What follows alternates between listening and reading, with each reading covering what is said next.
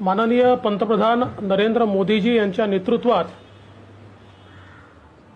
अर्थमंत्री निर्मला सीतारामनजी यांनी मांडलेलं बजेट हे महत्वाकांक्षी व आत्मविश्वासाने भरलेले आत्मनिर्भर भारताचे बजेट आहे असं मी याचं वर्णन करू इच्छितो।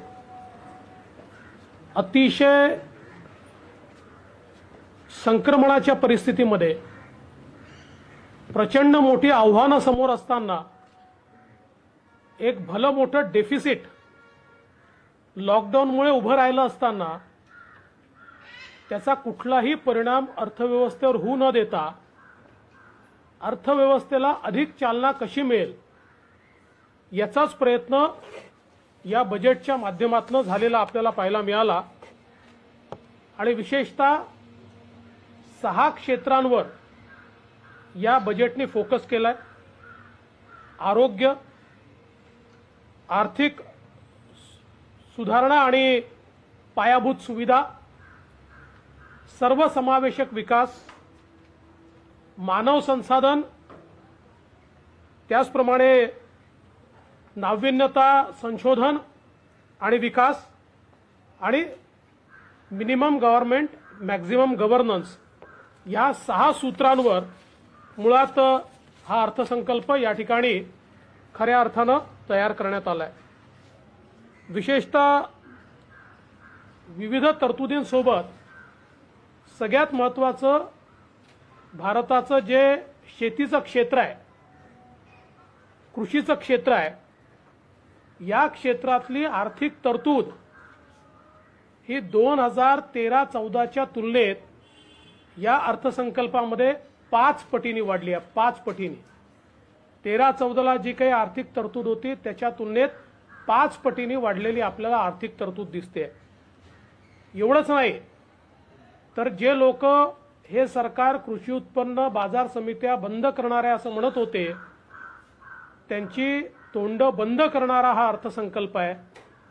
याचं कारण या अर्थसंकल्पाने कृषी उत्पन्न बाजार समित्या मजबूत करण्याकरता मोठ्या प्रमाणात वित्तीय व्यवस्थेची उपलब्धता करून दिलेली आहे। एवढंच नाही तर स्वतः वित्तमंत्र्यांनी एमएसपीचे जे आकडे दिले आहेत त्यातनं एमएसपी बद्दल ओरडणाऱ्या विरोधकांना आरसा दाखवण्याचं काम त्यांनी केलं आहे। गव्हाच्या संदर्भात 13-14 मध्ये गव्हाचा एमएसपी दिला होता 33,000 कोटी, तो यावर्षी दिलाय 75,000 कोटी, म्हणजे दुपटीपेक्षा जास्त। तांदूळाचा 63,000 कोटी दिला होता, तो आता झालाय 1,72,000 कोटी, दुपटीपेक्षा जास्त। डाळींचा होता केवळ मात्र 236 कोटी, तो आता एमएसपी दिलेला आहे 10,000 कोटी। 236 कोटी आणि 10,000 कोटी म्हणजे किती पटीचा फरक आहे मला देखील सांगता येणार नाही, एवढं माझं गणित पक्क नाही। कापूस दिला होता 90 कोटी, दिल्यात 25,000 कोटी, म्हणजे हमी भावाच्या संदर्भात शेतकऱ्याच्या मनामध्ये जो संभ्रम तयार करण्याचं काम सुरू होतं या आकडेवारीतनं स्पष्ट होत आहे की गेल्या सरकारच्या तुलनेत शेतकऱ्यांना दुपटीपेक्षा जास्त हमी भाव या सरकारच्या माध्यमातून प्रत्यक्ष देण्यात आलाय। एवढंच नाही तर कृषी क्षेत्रातल्या पायाभूत सुविधांकरता विशेषतः ज्याचं डायरेक्ट बेनिफिट शेतकऱ्याला होईल त्या मायक्रो इरिगेशन सिस्टीम करता 10,000 कोटी रुपयाची अभूतपूर्व तरतूद करण्यात आली आहे, जी आतापर्यंतच्या इतिहासातली सर्वात जास्त आहे आणि मागील वेळेसपेक्षा ती दुप्पट आहे। त्याचा शेतकऱ्यांना विशेष फायदा या ठिकाणी होईल।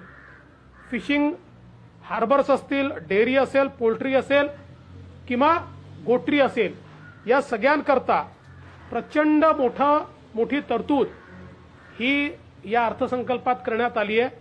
आणि सगळ्यात महत्त्वाचं असं आहे की 16 लाख कोटी रुपयाचं ऋण हे शेतकऱ्यांना उपलब्ध करून देण्यात येणार आहे आणि त्यासोबत इमर्जन्सी ऋण 30,000 कोटी रुपयाचं हे उपलब्ध करून देण्यात येणार आहे। आणि एकूण जर आपण बघितलं तर ग्रामीण पायाभूत सेवा क्षेत्र जे आहे, या ग्रामीण पायाभूत सेवा क्षेत्राकरता 40,000 कोटी रुपयाची अतिरिक्त अशा प्रकारची तरतूद त्या ठिकाणी ठेवण्यात आली आहे, ज्यातनं मोठ्या प्रमाणात ग्रामीण पायाभूत सेवा क्षेत्र हे विकसित होणार आहे. एक अत्यंत महत्त्वाचा निर्णय हा कामगारांकरता घेण्यात आलेला आहे. आतापर्यंत विविक्षित कामगारांनाच केवळ त्या ठिकाणी किमान वेतन उपलब्ध होतं. आता सर्व प्रकारच्या कामगारांना किमान वेतन उपलब्ध होणार आहे. प्लॅटफॉर्म कामगारापासून फुटपाथ कामगारापर्यंत प्रत्येकाला किमान वेतन उपलब्ध होणार आहे आणि प्रत्येकाला सामाजिक सुरक्षा उपलब्ध होणार आहे. त्यामुळे असंघटित क्षेत्रात काम करणारा जो देशातला मजूर आहे, हा आता संघटित क्षेत्रात जे काही बेनिफिट मिळतात त्या सगळ्या सुविधा आता त्याला मिळणार आहेत. मला असं वाटतं की देशाच्या इतिहासात कामगारांकरता घेतलेला हा सर्वात क्रांतिकारी निर्णय आहे की ज्यातनं मोठ्या प्रमाणात गरीब कामगारांचं भलं हे त्या ठिकाणी होणार आहे. एक सगळ्यात महत्त्वाची गोष्ट या ठिकाणी अशी आहे की कोरोनाच्या नंतर हेल्थ सेक्टरचं स्ट्रेंथनिंग हे अत्यंत महत्त्वाचं आहे. भारताने दाखवून दिलं आहे की जगाच्या 20% आपली लोकसंख्या आहे, त्या लोकसंख्येला वाचवण्याकरता माननीय पंतप्रधानांच्या नेतृत्वात कशा प्रकारे उत्तम काम हे या देशामध्ये झालं आणि आता तेच पुढे नेण्याकरता आपली संपूर्ण हेल्थ सिस्टीम स्ट्रेंथन करण्याकरता जवळजवळ त्याच्यावरचं स्पेंडिंग, त्याच्यावरचा खर्च 131% वाढवण्याचा निर्णय झाला आहे. आणि त्याच्यामध्ये प्रधानमंत्री स्वास्थ्य योजना जी आहे, या योजनेच्या माध्यमातून पहिल्या टप्प्यामध्ये 28,000 प्राथमिक आरोग्य केंद्र जे आहेत हे अत्याधुनिक करण्यात येणार आहे, ज्यातनं ग्रामीण आणि शहरी भागामध्ये हेल्थ केअरची जी व्यवस्था आहे ही व्यवस्था अतिशय स्ट्रेंथन होईल आणि अतिशय स्वस्त आणि किफायती पण त्याचवेळी आधुनिक अशा प्रकारची हेल्थ केअर सिस्टीम ही गरीब माणसाला आणि मध्यमवर्गीयाला त्या ठिकाणी उपलब्ध होईल आणि याकरता खूप मोठ्या प्रमाणात निधी हा उपलब्ध करून दिलाय. यासोबत पिण्याच्या पाण्याकरता आतापर्यंत जल जीवन मिशन हे ग्रामीण होतं, आता शहरी देखील केलंय. प्रत्येक घरी नळाचं स्वच्छ पाणी याकरता 2,80,000 कोटी रुपयाची तरतूद ही या अर्थसंकल्पातनं केली आहे, ज्यातनं मोठ्या प्रमाणात लोकांना फायदा होणार आहे. या अर्थसंकल्पाचा सगळ्यात महत्त्वाचा मुद्दा काय आहे तर जर आपल्या अर्थव्यवस्थेला चालना द्यायचे असेल आणि मोठ्या प्रमाणात रोजगाराची निर्मिती करायची असेल तर सर्व अर्थतज्ञ सांगत होते की किती अडचण असली तरी इन्फ्रास्ट्रक्चर स्पेंडिंग, पायाभूत सुविधांवरचा खर्च कमी करू नका. आणि सगळ्यांना भीती होती की जे लॉकडाऊनचं डेफिसिट उभं राहिलंय त्याचा सरळ परिणाम हा पायाभूत सुविधांवरच्या खर्चावर होईल. पण सरकारने अतिशय बोल्ड स्टेप उचलली आणि पायाभूत सुविधांवर अभूतपूर्व स्पेंडिंग करण्याचा निर्णय घेतलाय. जवळजवळ 5.5 लाख कोटी रुपये. हे का जास्त आहेत तर आपण 13-14चं बजेट बघितलं तर साधारण 1 लाख कोटी रुपये आपण खर्च करत होतो. 5.5 लाख कोटी रुपये हे इन्फ्रास्ट्रक्चर स्पेंडिंगवर खर्च करायचे ठरवले आहेत, ज्यामध्ये रोड्स असतील, ज्याच्यामध्ये रेल्वे असेल, ज्याच्यामध्ये मेट्रो असेल, ज्याच्यामध्ये अफोर्डेबल हाऊसिंग असेल, अशा विविध गोष्टी तयार होत आहेत. आणि एवढंच नाही तर याच्याकरता एक स्पेशल पर्पज व्हेकल तयार होत आहे, ज्या स्पेशल पर्पज व्हेकलला फर्दर 5 लाख कोटी लेंडिंगचे अधिकार असणार आहे. ज्यावेळेस ते 5 लाख कोटी लेंडिंग करतील त्यातनं 10 ते 12 लाख कोटी रुपयाचे प्रोजेक्ट हातामध्ये घेता येतील. अशा प्रकारची एक प्रोजेक्टची पाईपलाईन तयार करण्यात आली आहे. म्हणजे खूप मोठ्या प्रमाणात पायाभूत सुविधांमध्ये हे इन्व्हेस्टमेंट झाल्यामुळे संपूर्ण अर्थव्यवस्थेला तर चालना मिळेलच, पण प्रचंड मोठी रोजगार निर्मिती या माध्यमातून या ठिकाणी होणार आहे. आणि म्हणून मला असं वाटतं की अतिशय महत्वाकांक्षी अशा प्रकारचं बजेट आहे. मग अर्बन ट्रान्सपोर्टेशनचा विषय असो की वेगवेगळे विषय, आणि याच्यासोबत डायव्हेस्टमेंट आणि पब्लिक प्रायव्हेट पार्टनरशिपमधनं परिचालन करण्याच्या संदर्भातला जो महत्वाकांक्षी प्रकल्प आहे जर आपण या दोन्हीचा एकत्रित विचार केला तर यातनं किमान पुढच्या काही वर्षामध्ये 2 वर्षामध्ये 1 कोटी रोजगाराच्या संधी तयार होतील। त्यामुळे हा जो काही या ठिकाणी हे जे काही हातात मेजर्स घेतलेले आहेत याचा सगळ्यात मोठा फायदा काय आहे तर पॅन्डेमिकमुळे जे काही रोजगाराच्या संदर्भातल्या अडचणी तयार झाल्या होत्या त्या अडचणी दूर होऊन नवीन जवळजवळ 1 कोटी रोजगाराच्या संधी या माध्यमातून तयार होतील। अशा प्रकारचं हे एकूण इन्व्हेस्टमेंटचं आणि डायव्हेस्टमेंटचं आणि त्याच्यात पब्लिक प्रायव्हेट पार्टनरशिपच्या माध्यमातून एक व्यवस्था ही सरकारच्या माध्यमातून उभी करण्यात आली आहे। विशेषतः शिक्षणाच्या क्षेत्रामध्ये न्यू एज्युकेशन पॉलिसी ही न्यू एज्युकेशन पॉलिसी पूर्णपणे त्या ठिकाणी इम्प्लिमेंट करण्याकरता पहिल्या टप्प्यामध्ये 15,000 शाळा संपूर्ण आधुनिक करून त्यातनं न्यू एज्युकेशन पॉलिसीची सुरुवात करण्यात येणार आहे। त्यासोबत आमच्या आदिवासी विभागामध्ये 750 एकलव्य विद्यालय आणि त्याची किंमत 20 कोटीहून 38 कोटी आणि 48 कोटी करण्यात आली आहे ते सुरू करण्यात येणार आहेत आणि 100 सैनिकी शाळा सुरू करण्यात येणार आहेत। आणि एवढंच नाही तर हायर एज्युकेशन काउन्सिल ही एक अत्यंत महत्त्वाची काउन्सिल जी आहे ही देखील या ठिकाणी सुरू होणार आहे। सगळ्यात महत्त्वाचं असं आहे की राज्यांचं स्पेंडिंग वाढलं पाहिजे याकरता त्यांना जीएसडीपीच्या 4 ते 5% म्हणजे आतापर्यंत 1.5% 2% त्यांना आपण अलाउ करायचो। राज्यांना त्यांच्या जीएसडीपीच्या 4 ते 5% हे या ठिकाणी ऋण घेण्याची परमिशन मिळाल्यामुळे त्यांचं इन्फ्रास्ट्रक्चर स्पेंडिंग वाढू शकेल आणि त्याकरता ॲडिशनल त्यांना मदत करण्याचा देखील निर्णय केंद्र सरकारने घेतलाय। याचा सगळ्यात मोठा फायदा महाराष्ट्राला होईल कारण महाराष्ट्राचा जीएसडीपी हा सर्वात मोठा आहे आणि त्यामुळे त्याच्या 4 ते 5% परवानगी मिळाल्यामुळे आणि ॲडिशनल ॲक्सेस टू फंड्स मिळाल्यामुळे मोठ्या प्रमाणात इन्फ्रास्ट्रक्चर क्षेत्रामध्ये महाराष्ट्राला गुंतवणूक जी आहे ती गुंतवणूक या ठिकाणी करता येईल। यासोबत सगळ्यात महत्त्वाचं असं आहे की टॅक्स टेररिझम हे पूर्णपणे संपवण्याचं काम या बजेटने केलं आहे। टॅक्स कंप्लायन्स वाढवलाय म्हणजे टॅक्सचा बेस 2 कोटीवरून आता 6 कोटीवर गेला आहे पण त्याच वेळी टॅक्स एजन्सीजचं जे टॅक्स टेररिझम आहे ते मात्र पूर्णपणे संपवण्याच्या दृष्टीनं फेसलेस अशा प्रकारची सिस्टीम अस्तित्वात आली आहे। ती अजून स्ट्रेंथन करण्याचं आणि किती मागे जाता येईल या संदर्भात देखील काही महत्त्वाच्या तरतुदी केल्या आहेत।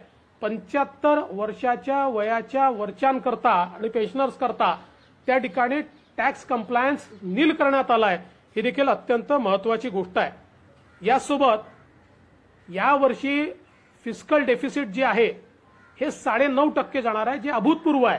याचं कारण लॉकडाऊनमुळे मोठ्या प्रमाणात स्पेंडिंग झालंय। स्पेंडिंग कुठेही कट आपण केलं नाही पण त्यासोबत जी काही आवक होती ती कमी आहे पण ते पुढच्या वर्षी 6.8% पर्यंत आणि 3 वर्षांमध्ये 5% आत आणण्याचा निर्णय करण्यात आलाय।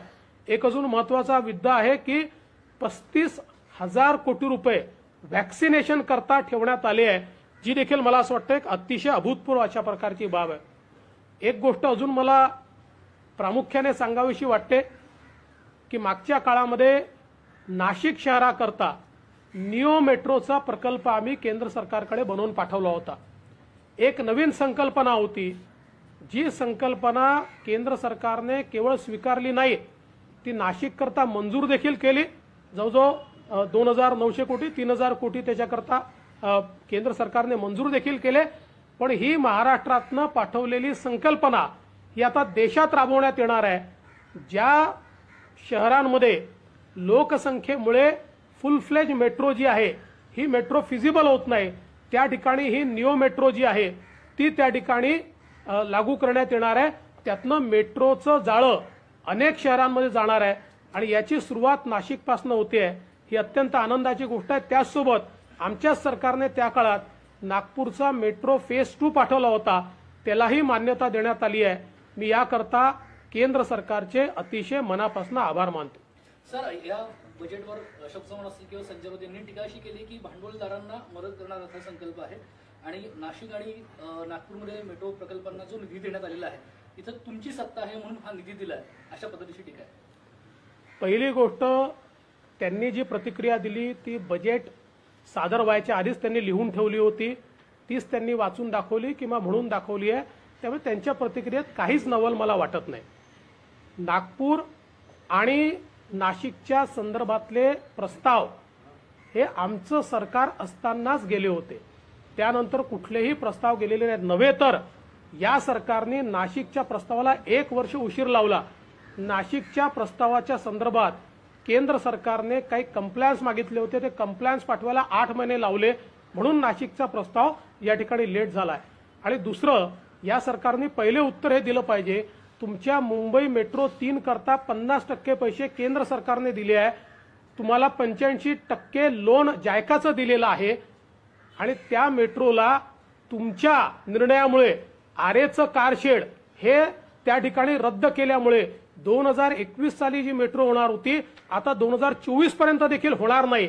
अशा प्रकारचा खोडा हा मुंबईच्या प्रकल्पांमध्ये तुम्ही टाकल्यानंतर कुठली फायनान्सिंग एजन्सी तुम्हाला पैसे देईल हा सवाल या ठिकाणी उभा होतो. गुजरातमधल्या गिफ्ट सिटींना सवलतींची खैरात वाटली बजेटमध्ये असा आरोप शिवसेनेने केला आणि मुंबईसाठी मात्र फार काही बजेटमध्ये नाही असं त्यांचं म्हणणं आहे. पहिली गोष्ट अशी आहे की काही राज्यांमधल्या काही प्रोजेक्टचा उल्लेख करण्यात आलेला आहे, सगळ्या प्रोजेक्टचा उल्लेख करण्यात आलेला नाही. मात्र आपण फाईन प्रिंटमध्ये गेल्यानंतर लक्षात येईल इतक्या मोठ्या प्रमाणात तरतुदी सगळ्याच राज्यांना त्या ठिकाणी मिळालेल्या आहेत.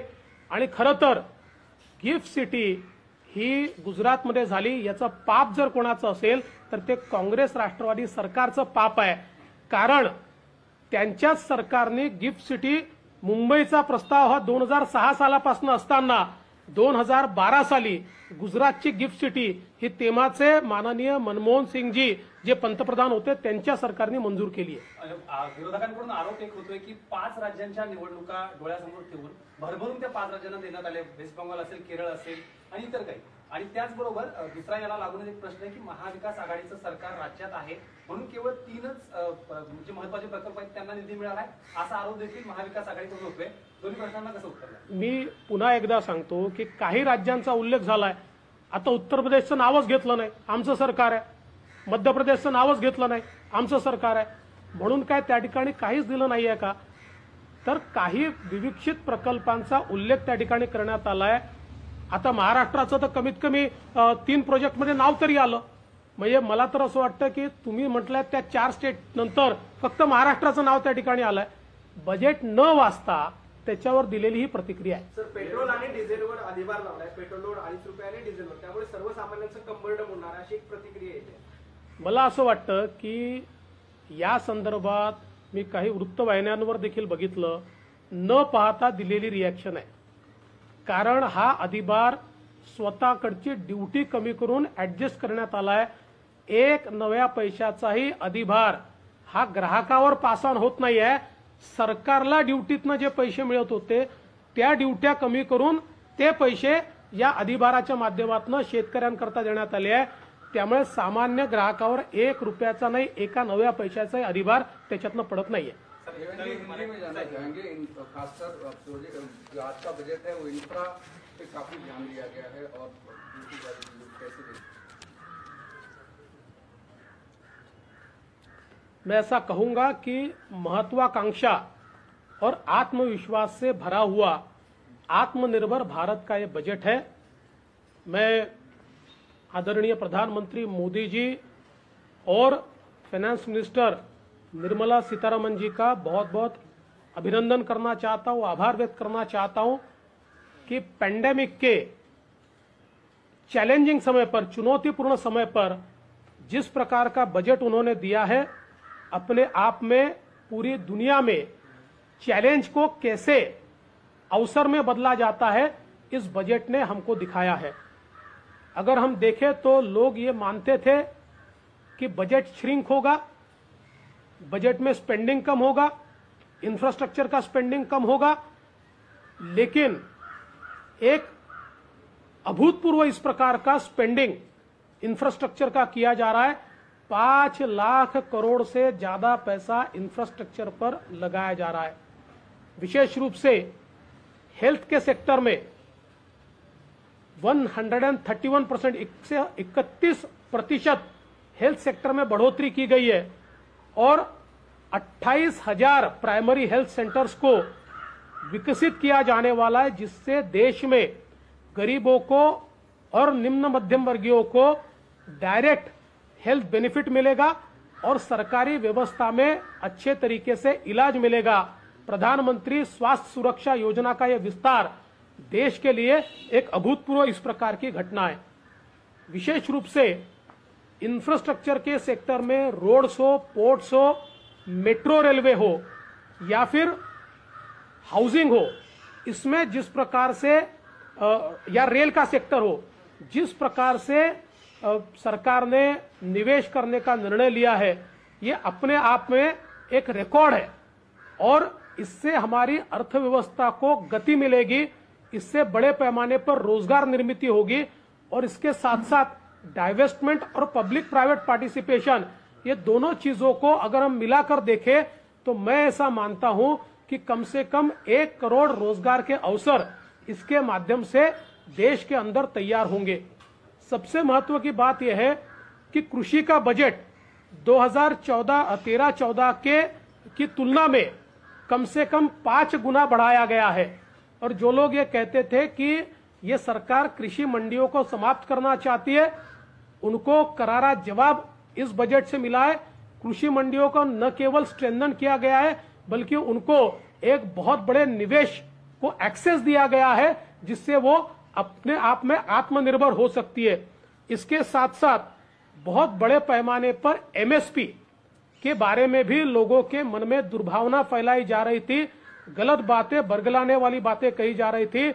एमएसपी का जो ब्यौरा हमारी आदरणीय वित्त मंत्री जी ने दिया है, मैं ऐसा मानता हूं उससे लोगों की आंखें खुली होगी, खासकर विरोधकों की आंखें खुली होगी, क्योंकि गेहूं के मामले में जो एमएसपी की खरीद थी 13-14 में अगर 33,000 करोड़ की थी तो वो 20-21 में 75,000 करोड़ की है।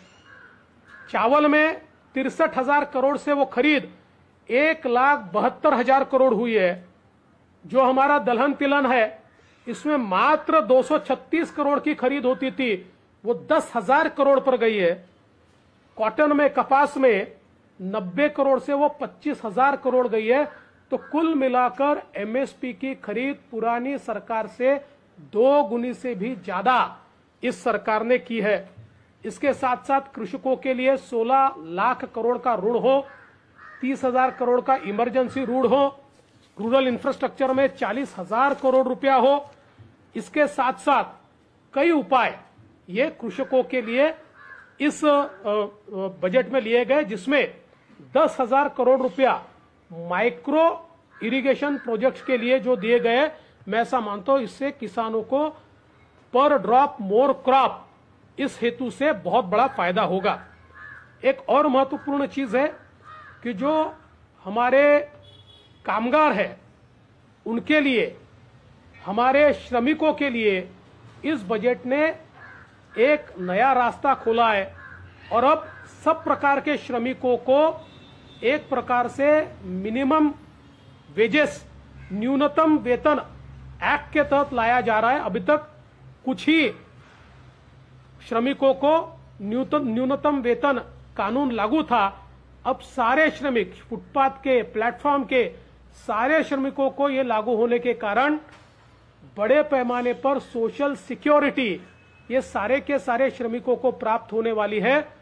और अब तक केवल जो ऑर्गेनाइज सेक्टर में श्रमिकों को लाभ मिलता था, अनऑर्गेनाइज सेक्टर में भी श्रमिकों को उसी प्रकार का लाभ यहां पर मिलने वाला है। इतना ही नहीं तो एजुकेशन के सेक्टर में बहुत बड़े पैमाने पर सरकार ने निवेश किया है। 15,000 स्कूलें न्यू एजुकेशन पॉलिसी के तहत अत्याधुनिक की जाने वाली है। 750 एकलव्य विद्यालय जनजाति क्षेत्रों में तैयार होने वाले, जिसको 20 करोड़ से 38 करोड़ 48 करोड़ का एक एक विद्यालय पर निवेश किया जाने वाला है। 100 नए सैनिकी स्कूल खोले जाने वाले हैं और इसके साथ हायर एजुकेशन काउंसिल भी तैयार हो रही है। तो मानव संसाधन के निर्माण के क्षेत्र में भी सरकार ने इस बजट के माध्यम से बहुत महत्वपूर्ण काम किया है। इसके साथ साथ हम राज्यों का विचार करें तो राज्यों को भी अतिरिक्त निवेश के लिए अवसर तैयार करके दिए। केंद्र सरकार ने राज्यों का इंफ्रास्ट्रक्चर का निवेश ये 2 गुना 3 गुना बढ़े, इस प्रकार का रास्ता खोल दिया है, जिसके कारण राज्यों को भी बहुत बड़ा फायदा ये होने वाला है। इसके साथ साथ इस बजट ने टैक्स टेररिज्म को एबॉलिश किया है। फेसलेस सिस्टम के माध्यम से टैक्स टेररिज्म जो है वो समाप्त करने का काम इस बजट के माध्यम से हो रहा है। मैं विशेष रूप से सरकार का आभार व्यक्त करना चाहता हूं नासिक मेट्रो के लिए। नासिक मेट्रो का एक नया प्रोजेक्ट नियो मेट्रो के नाम से हमने केंद्र सरकार को भेजा था।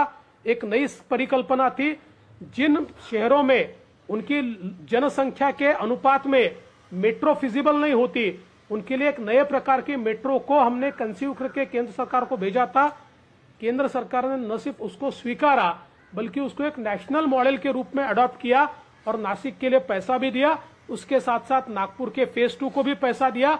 इसलिए मैं केंद्र सरकार का बहुत बहुत आभार व्यक्त करता हूं। देवेंद्र जी, शिवसेना ने कहा है कि सबसे ज्यादा टैक्स कलेक्शन महाराष्ट्र से होता है, महाराष्ट्र को कुछ नहीं मिला, जो चीजें मिली है वो सिर्फ बीजेपी जहां पर कॉर्पोरेशन में सत्ता पर वहां पर मिली। देखिए, शिवसेना ये पहले से बजट की रिएक्शन लिख कर रखती है। बजट कैसा भी आए तो वही रिएक्शन वो देते हैं, उनकी रिएक्शन इससे अलग नहीं आएगी। उनको ये भी शायद पता नहीं होगा कि अब किसी सरकार के हाथ में डिवोल्यूशन ऑफ टैक्सेस नहीं है। किसी भी राज्य से आने वाले टैक्सेस में से उस राज्य को कितना पैसा मिलेगा, इसका नियम ये केंद्र सरकार नहीं करती। इसके लिए एक फाइनेंस कमीशन होता है और ये फाइनेंस कमीशन उसका नियम करता है। पहले जब यूपीए का राज था तो फाइनेंस कमीशन 31% देता था, एनडीए के राज में वो 41% है। और इसलिए अगर यूपीए के राज का विचार करें तो महाराष्ट्र से जितना गया और जितना वापिस आया उससे कई गुना ज्यादा पैसा महाराष्ट्र से जो गया और वापिस आया ये एनडीए के सरकार में हुआ है। लेकिन शिवसेना इतनी पढ़ाई करती नहीं है, उनको आवश्यकता भी नहीं है, उनको जुमलेबाजी करनी है। सर, कांग्रेस की तरफ से शशि थरूर ने कहा है कि इस बजट को देख के ऐसे लगता है कि कोई गैरेज का मैकेनिक जब टूटा हुआ ब्रेक नहीं ठीक कर पाता है तो उसका गाड़ी का हॉर्न बढ़ा देता है। देखिए, शशि थरूर जो है ये बहुत अच्छे वक्ता है और ये बड़े लच्छेदार शब्दों का इस्तेमाल करते हैं। बाकी बजट के ऊपर तो उन्होंने कुछ कहा ही नहीं है, क्योंकि बजट का स्पेंडिंग क्या हो रहा है, बजट में किस प्रकार से इंफ्रास्ट्रक्चर पर पैसा खर्च हो रहा है, या फिर फिस्कल डेफिसिट कहां बढ़ा है और उसको कैसे कम किया जा रहा है, इसके ऊपर तो बोले ही नहीं है। वो तो एक अच्छे वक्ता है, उनको अंग्रेजी अच्छी आती है, अच्छे अच्छे लच्छेदार अंग्रेजी शब्द इस्तेमाल करते हैं, अर्थ तो कुछ होता ही नहीं है। पेपर पे ये बजट अच्छा लगता है, कांग्रेस ने भी कहा, लेकिन पैसे कहां से लाएगी इस बारे में सरकार ने अब तक कोई बजट के भाषण के दौरान क्लियर नहीं किया। कांग्रेस ने भाषण भी सुना नहीं और बजट भी पढ़ा नहीं। किस प्रकार से हम डेफिसिट कम करेंगे ये भी कहा गया है, कितना बोरोइंग करेंगे ये भी कहा गया है, एक्सटर्नल बोरोइंग कैसा होगा, इंटरनल बोरोइंग कैसा होगा, कैसे पैसे खड़े करेंगे, ये सारी चीजें निर्मला जी ने बहुत स्पष्ट कही है। इसलिए मैं बार बार कहना चाहता हूं, ये पार्टियां ऐसी है बजट से पहले ही अपनी रिएक्शन लिखकर दे देती है और बाद में उसको सुधारती भी नहीं है, बजट सुनती नहीं है और वैसे रिएक्शन दे देती है। एनसीपी की तरफ से एक आया है डिसइन्वेस्टमेंट यानी कि देश बेचने की बात हो रही है, तो डिसइन्वेस्टमेंट की टीका को आप कैसे देखते हैं? ऐसा किसने कहा है? ऐसा एनसीपी ने कहा, जितेंद्र रावत। उनको समझता ही नहीं है एक्चुअली डिसइन्वेस्टमेंट क्या होता है। अभी डिसइन्वेस्टमेंट ये पब्लिक प्राइवेट पार्टनरशिप से होता है। उदाहरण के तौर पर अगर एलआईसी की बात करें तो एलआईसी किसी व्यक्ति को नहीं बेची जा रही है, एलआईसी मार्केट में जा रही है, अपना आईपीओ निकाल रही है। तो एलआईसी का आईपीओ कौन लेंगे? आपके और मेरे जैसे निवेशक ले पाएंगे, जो रिटेल निवेशक है वो वहां पर एलआईसी का शेयर ले पाएंगे। इससे एलआईसी को भी पैसा मिलेगा और एलआईसी को जो प्रॉफिट होगा उससे आम आदमी को भी फायदा होगा और इससे एलआईसी की इन्वेस्टमेंट करने की कैपेसिटी बढ़ेगी। कुल मिलाकर मैं इतना ही कहना चाहता हूं, डाइवेस्टमेंट की पॉलिसी शुरू किसने की? ये तो नरसिंह राव जी के समय चालू हुई ना, और उसके बाद की सारी सरकारों ने मनमोहन सिंह जी की सरकार हो चाहे बीच में बनी हुई गुजराल जी की सरकार हो, ये सारी सरकारों ने इस पॉलिसी को चलाया है। इस सरकार ने उस पॉलिसी को चेंज किया है और कंप्लीट डाइवेस्टमेंट की जगह स्ट्रैटेजिक डाइवेस्टमेंट, जिसके कारण जनता का, सरकार का और देश का उसके ऊपर का कंट्रोल समाप्त न हो, इस प्रकार से किया। उदाहरण के तौर पर अगर हम देखें तो जो हमारा इंश्योरेंस का सेक्टर है, इंश्योरेंस के सेक्टर में अब 74% तक का निवेश अलाउ किया है। इससे क्या होगा, देश में बहुत बड़े पैमाने पर पैसा आएगा, लेकिन हमारा कंट्रोल कैसा रहेगा, तो कंट्रोल ऐसा रहेगा कि सारी स्ट्रैटेजिक पोजीशंस पर इंडियंस को ही रखना पड़ेगा, इस प्रकार का उसमें निर्णय है। और सबसे बड़ी बात, जो सरप्लस वो क्रिएट करेंगे उसको देश में रखना पड़ेगा, इस प्रकार से उसमें कहा गया है। तो ये जरा बिना पढ़े, बिना समझे ये जो रिएक्शन दे देते हैं ना, ये मुझे लगता है कि थोड़ा सोच समझ कर दे। कार्तिक चिदम्बरम ने कहा है कि जो बजट की गाड़ी है वो सिर्फ चुनावी राज्यों से ही गुजर रही है। वो कोई नेता है क्या? सर, मराठीमध्ये जितेंद्र आव्हाड असं म्हणाले की देश विकायला काढणारं बजेट आहे. अनेक फॉरेन इन्व्हेस्टमेंट संदर्भात त्यांनी टीका केली. असं आहे की जेव्हा समजत काहीच नाही आणि आपण बोलतो त्यावेळी अशा प्रकारची रिएक्शन येते. आता LICचं डायव्हेस्टमेंट कसं होणार आहे, तर LICचा IPO येणार आहे. म्हणजे काय होणार, तर LICचा IPO आल्यानंतर तुमच्या माझ्यासारखे सामान्य माणसं त्याच्यामध्ये गुंतवणूक करू शकतील, त्याचा शेअर विकत घेऊ शकतील, LICला पैसे मिळतील, त्याचा जो LICला फायदा होईल त्याचा डिव्हिडंड तुमच्या माझ्यासारख्या सामान्य माणसाला मिळेल आणि त्याची ओनरशिप जी आहे ती सरकारचीच राहील किंवा ती सामान्य माणसाची राहील. त्यामुळे या सगळ्या गोष्टी आणि त्यातनं LIC जो सरप्लस पैसा येईल तो आतापर्यंत LIC इन्फ्रास्ट्रक्चरमध्ये गुंतवते, त्याचा देशाला फायदा होईल. त्यामुळे कशा प्रकारचं डायव्हेस्टमेंट आहे. बरं, डायव्हेस्टमेंटची पॉलिसी कोणी आणली, ही नरसिंहरावजींनी आणली. त्याच्यानंतर ती गुजराल साहेबांच्या सरकारमध्ये होती, ती अटलजींच्या सरकारमध्ये होती, मग ती आपल्या मनमोहन सिंगजीच्या सरकारमध्ये होती. त्यामुळे डायव्हेस्टमेंटची पॉलिसी काही काल उचलून आणलेली नाही, पण मोदीजींनी स्ट्रॅटेजिक डायव्हेस्टमेंट केली आहे.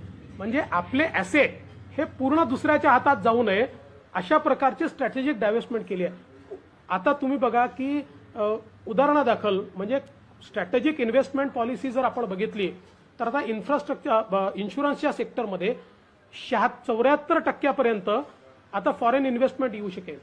पण त्याचवेळी त्याच्यात अट काय टाकली आहे, सगळ्या की पोझिशनवर भारतीय नागरिकत्व असलेल्या लोकांनाच बसवता येईल. जो सरप्लस तयार होईल तो भारतातच ठेवावा लागेल. मग आता इतक्या मोठ्या प्रमाणात पैसा येईल, तो पैसा आल्यामुळे आपल्याला त्याची गुंतवणूक मिळेल, त्यातनं इन्फ्रास्ट्रक्चर प्रोजेक्टला पैसा मिळेल कारण त्यांना तो तिथेच गुंतवावा लागतो आणि त्यासोबत या कंपन्यांना प्रॉफिट भारतातच गुंतवावा लागेल. त्यामुळे मोठ्या प्रमाणात भारताला फायदा होईल.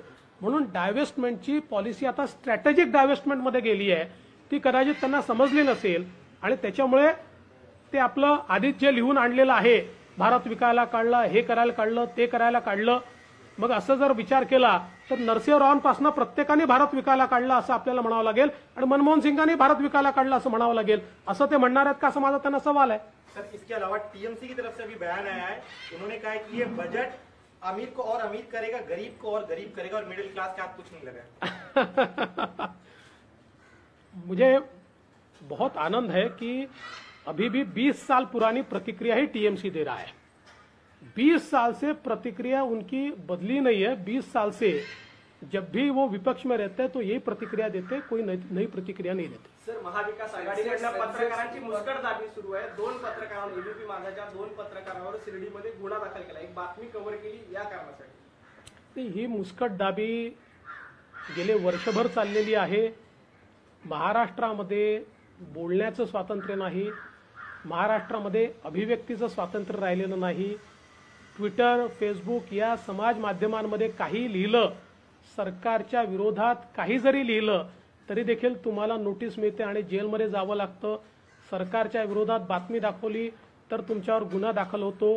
म्हणून मी सातत्याने म्हटलंय, एक प्रकारची अघोषित इमर्जन्सी महाराष्ट्रात या सरकारने लागू केली आहे. देवेंद्र जी, कपिल सिब्बल ने कहा है कि सबका जवाब मुझसे लोगे.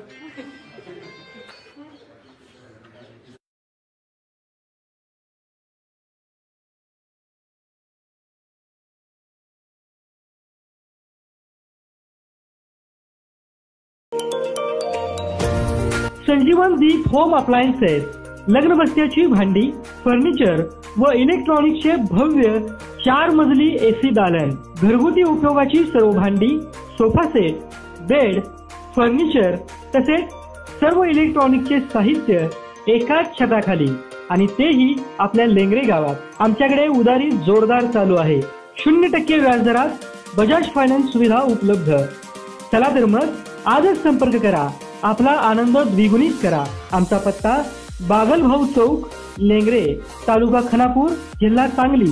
Mobile number 9960040776 9665 416028.